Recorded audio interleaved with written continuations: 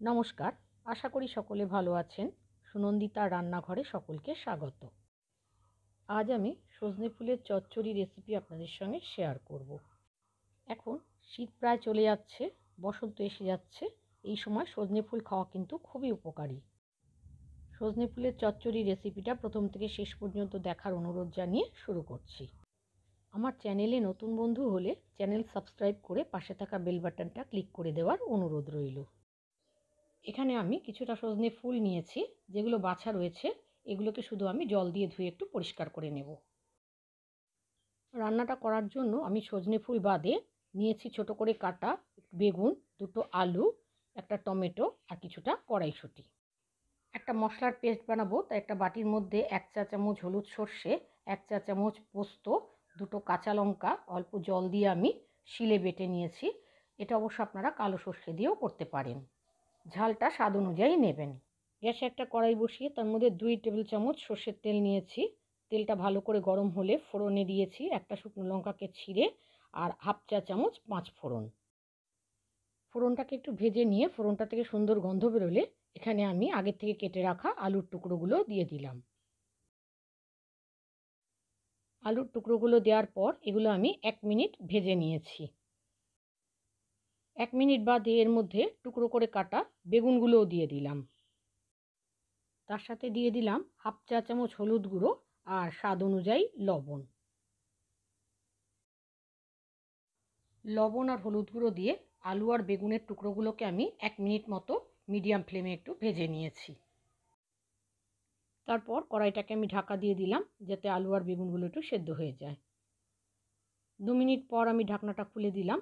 এবার এগুলোকে আবার একটু নেড়ে চেড়ে নিয়ে যে টমেটোটা কুচিয়ে রেখেছিলাম আমি সেই টমেটো কুচিটা দিয়ে দিলাম। আবারও একটু নাড়াচাড়া করে নিলাম, নিয়ে আবার কড়াইটাকে ঢাকা দিয়ে দিলাম। আবারও 2 মিনিট বাদে আমি ঢাকনাটা খুলে দিলাম। এবারে যে কড়াইশুঁটিগুলো আমি রেখেছিলাম সেই কড়াইশুঁটিগুলো দিয়ে দিলাম। কড়াইশুঁটিটা আপনারা আগেও দিতে পারেন। আর তার সাথে দিয়ে দিলাম ধুয়ে পরিষ্কার করে রাখা সজনে ফুলগুলো। সজনে ফুলটা দেওয়ার পর এটাকে আমি তরকারিগুলোর সাথে আবার একটু ভালোভাবে মিশিয়ে নিয়েছি। সজনে ফুলটা যখন একটু নরম হয়ে গেছে তখন আবার কড়াইটাকে ঢাকা দিয়ে দিলাম এই সব কিছু ভালোভাবে সেদ্ধ হওয়ার জন্য। 3 মিনিট বাদে ঢাকনাটা খুলে আবার সমস্ত কিছু ভালোভাবে নাড়াচাড়া করে নিচ্ছি। এবার আমি যে সর্ষে পোস্ত লঙ্কা দিয়ে বেটে রেখেছিলাম সেটা এখানে দিয়ে দিলাম আর বাটিটা ধুয়ে সামান্য জল দিয়ে দিলাম।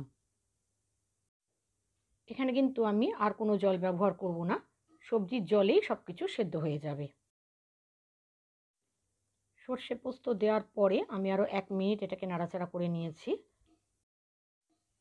তারপর স্বাদ অনুযায়ী আমি চিনি দিয়ে দিলাম।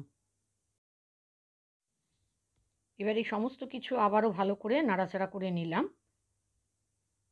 তারপর সব শেষে আমি কিছুটা ধনেপাতা কুচি ছড়িয়ে দিলাম। তৈরি হয়ে গেল আমার আজকের রেসিপি সজনে ফুলের চচ্চড়ি। গরম ভাতের সাথে কিন্তু এটা খেতে অসাধারণ লাগে। আমার আজকের রেসিপি কেমন লেগেছে জানাবেন। যদি ভালো লাগে তাহলে একটা লাইক দেবেন। ফেসবুক থেকে দেখলে আমার পেজটা ফলো করার অনুরোধ রইল, আর ইউটিউব থেকে দেখলে আমার চ্যানেল সাবস্ক্রাইব করে পাশে থাকা বেল বাটনটা ক্লিক করে দেবেন যাতে আমি নতুন রেসিপি দিলে সহজে আপনার কাছে নোটিফিকেশান পৌঁছে যায়। আজ তাহলে এখানে শেষ করছি, আবার আসবো নতুন কোনো রেসিপি নিয়ে। ততক্ষণের জন্য সকলে ভালো থাকবেন, সুস্থ থাকবেন। ধন্যবাদ।